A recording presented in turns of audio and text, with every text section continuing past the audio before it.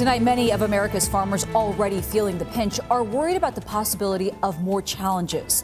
That's because President Trump is threatening to deport millions of undocumented immigrants, creating uncertainty about the future of the workforce. I voted for Donald J. Trump in the 2024 presidential election, and I am starting to regret my vote. Now I have no one to work on my farm. You voted for President Trump that things were going to cost you more and you're going to lose money? I never thought I was going to lose this much money, this fast. I'll be honest, I regret voting for Donald Trump. And I'm not the only one.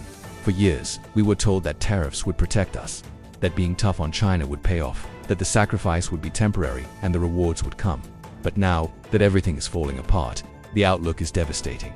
China has already said it will not sit down to negotiate as long as the United States maintains its 145% tariffs, and the government's response, it doesn't plan to back down even an inch, while diplomats hurl threats from their podiums. Here at home, the wound is real. This isn't about numbers on a spreadsheet, it's about overflowing silos, about fertile land left unplanted, about families who farmed for 5 generations now wondering if they'll be the last to do so.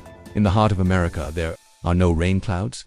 There are clouds of doubt, fear, and economic ruin. What was once the world's breadbasket is now paralyzed soybean fields rotting in the sun, granaries full of unsold corn, and a future vanishing like dust in the wind. And 88% drop in soybean exports isn't a bump in the road. It's not a bad quarter, it's a total collapse. And the repercussions are felt in every corner of the country. When a buyer like China walks away, it's not just losing a customer, it's losing the rope that kept you afloat. And the worst part, they don't come back, especially if Brazil or Argentina offer the same without political conflict. These aren't short-term deals. China signed contracts for years with other countries and were left out. Meanwhile, in Washington, they keep talking about playing hardball with China. But for us, the people in the fields, this is not a game. We're not pawns on a board. We're the ones getting crushed while others play politics. Today, new tariffs took effect, again, against China. And their response was immediate. 84% tariffs on us products. China used to be our biggest soybean buyer. Today, they don't even look our way. The government imposed 145% tariffs on Chinese products, and China struck back hard, 125% on our agricultural goods. Thousands of tons of corn, pork, and grains were cancelled overnight. It was like a lightning trade war. No warning, no time to react. Some say the tariffs will attract foreign factories to the US. Sounds good in theory, but in practice, that takes decades, and farmers don't have decades. This trade war, sold as a strategy to protect American industry, is now destroying those who feed us. China is gone, and buyers like them only come back if it's cheaper. Brazil is, and there are no tariffs.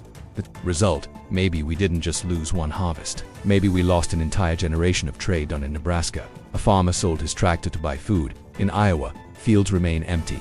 Planting feels like a suicidal gamble. This isn't a bad streak. This is a real crisis hitting America's core. Agricultural organizations aren't begging for handouts. They're demanding real solutions.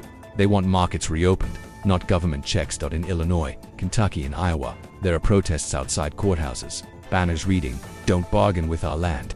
And the fight has also reached the courts. 12 states have sued the Trump administration, arguing it abused emergency powers to impose tariffs without congressional approval. The claim is clear: these tariffs are tearing rural towns apart.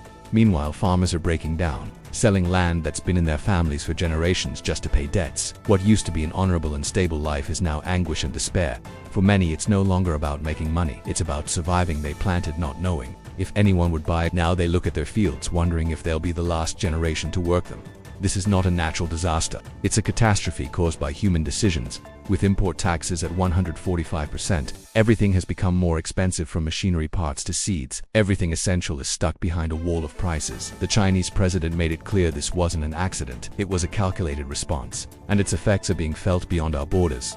Countries like Nigeria, which depend on grain imports from the US, are facing price spikes and shortages. The FAO warns this trade war could destabilize entire food systems.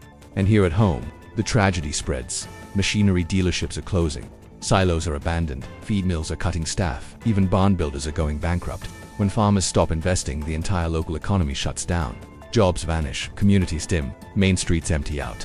Mental health hotlines in rural areas are overwhelmed. Desperation is rising. The pain is no longer just economic, it's emotional. It's human. But perhaps the biggest loss is trust. For decades, farmers believed that government had their backs. Today they feel used, like expendable pieces in a geopolitical conflict they never asked for.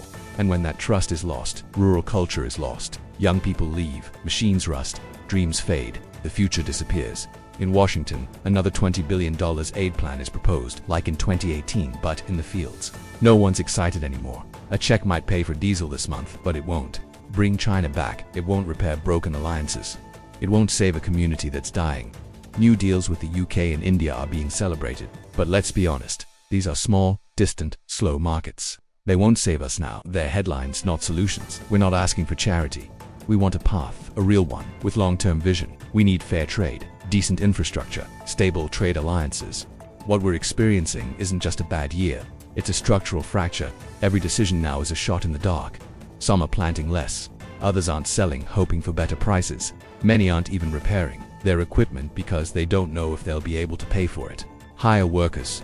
For what, if tomorrow is uncertain? Agriculture hasn't failed. What has failed is the system around it. When you can't trust the rules, when agreements vanish overnight, how can you plan anything? This isn't a logistics delay. It's a crisis of faith, of strategy, of leadership. And without stability, there's no future. Growth halts. Plans vanish. Only resistance remains. And if American farmers can't go on, who's going to feed the country? This is no longer a rural problem. It's a national emergency. What happens to the fields today hits your table tomorrow. Trade policy should serve to create prosperity, not to leave communities in ruins. While the US plays chess on the global stage, it must not forget who holds this nation up from the soil. Not the diplomats, not the politicians. It's the farmers, the families, the towns that believed in a system that has now betrayed them. So ask yourself, are we protecting America or sacrificing it for a headline? Share this video. Let the world see the truth behind the speeches, because the collapse is not a threat, it's already here.